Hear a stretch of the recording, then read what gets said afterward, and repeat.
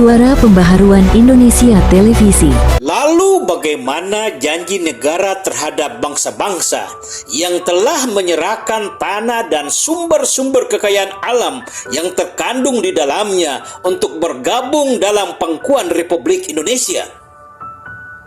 Bagaimana komitmen Republik Indonesia yang tertuang dalam alinea keempat pembukaan Undang-Undang Dasar Negara Republik Indonesia tahun 1945 yang berbunyi melindungi segenap bangsa Indonesia dan seluruh tumpah darah Indonesia, memajukan kesejahteraan umum, mencerdaskan kehidupan bangsa, serta ikut menjaga ketertiban dunia berdasarkan kemerdekaan abadi dan keadilan sosial bagi seluruh rakyat Indonesia. Keadilan yang mana? Dan keadilan untuk siapa? Rakyat masih meraba-raba. Di mana keadilan yang Republik ini janjikan? Rakyat masih bertanya-tanya, di mana kesejahteraan yang Republik ini janjikan?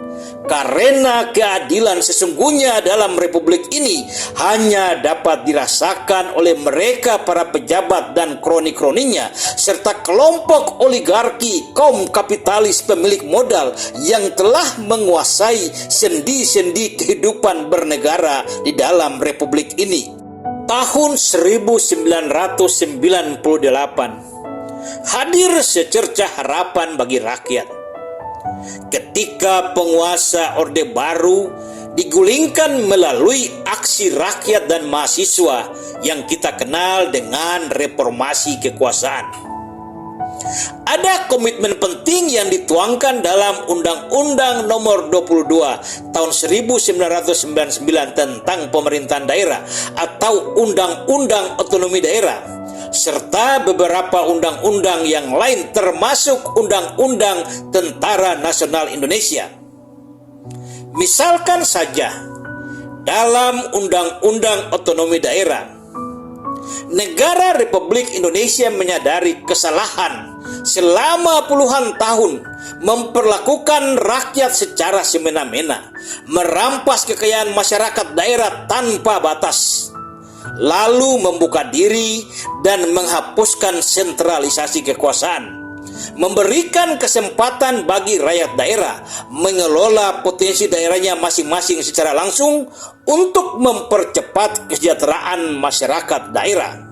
Tapi gilanya, setelah Presiden Republik Indonesia ke-7, Insinyur Joko Widodo berkuasa, cita-cita dan semangat serta kesadaran Republik ini untuk menyerahkan sebagian kewenangan pemerintah pusat kepada pemerintah daerah sesuai konsensus bersama yang dituangkan dalam TAP MPR nomor 6 tahun 2022 tentang reformasi birokrasi kembali ditarik secara perlahan dan sistem kenegaraan telah kembali lagi ke masa-masa pemerintahan Orde Baru.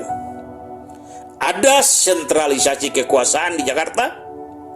Masyarakat daerah sudah tidak lagi memiliki kewenangan apapun.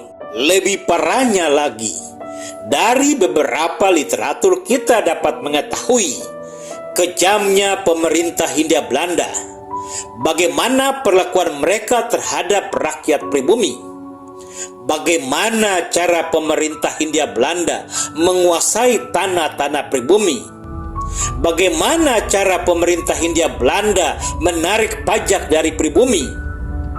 Setelah dikaji, apa yang dilakukan oleh pemerintah Republik Indonesia sekarang ini kepada rakyat sama persis dengan apa yang dilakukan pemerintah Hindia Belanda kepada rakyat pribumi.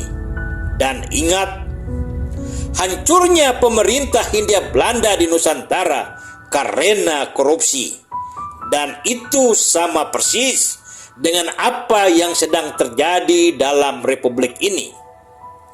Fakta yang lain, seenaknya saja untuk kepentingan proyek strategi nasional, pemerintah mengambil tanah-tanah rakyat tanpa dibayar.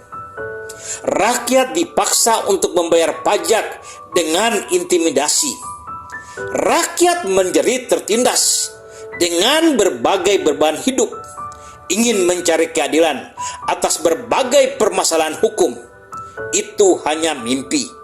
Karena keadilan itu ada hanya untuk pejabat berserta keluarganya dan kroni-kroninya, serta untuk kelompok pemilik modal. Di saat rakyat tertindas, terhimpit dengan beban hidup, mereka para pejabat republik ini tenang-tenang saja. Semuanya telah mereka miliki.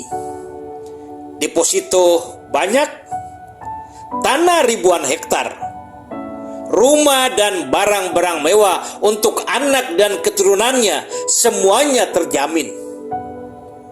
Masih tahankah kita menjadi penonton? Dan apa artinya? Kita harus akui dan sadar bahwa kita sedang dijajah. Sekali lagi, kita harus sadar bahwa kita sedang dijajah oleh sekelompok orang atas nama pemerintah Republik Indonesia. Ayolah rakyat Indonesia harus segera bangkit dari tidur yang panjang. Segeralah sadar dari mimpi yang indah. Janji Republik ini memberikan kesejahteraan, karena itu tidak akan pernah ada. Dan kita harus akui, masyarakat di daerah-daerah harus akui, kita sedang dijajah. Kita sedang dijajah oleh sekelompok orang yang memiliki republik ini.